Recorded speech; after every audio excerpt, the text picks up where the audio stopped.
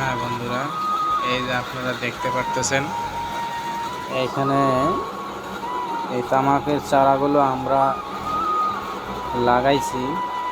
লাগানোর পরে এখন অনেক বড় হয়ে গেছে। এগুলো দুবার করে আমরা পানি দিয়েছি।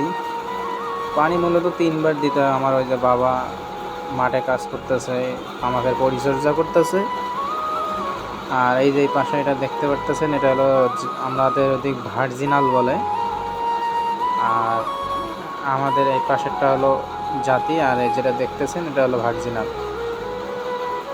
এগুলো সমস্ত ভার্জিনাল, সমস্ত তামাক। আমাদের এই বিলে আগে কিন্তু সব ভুট্টা হইতো, ধান হইতো, এখন সমস্ত তামাক।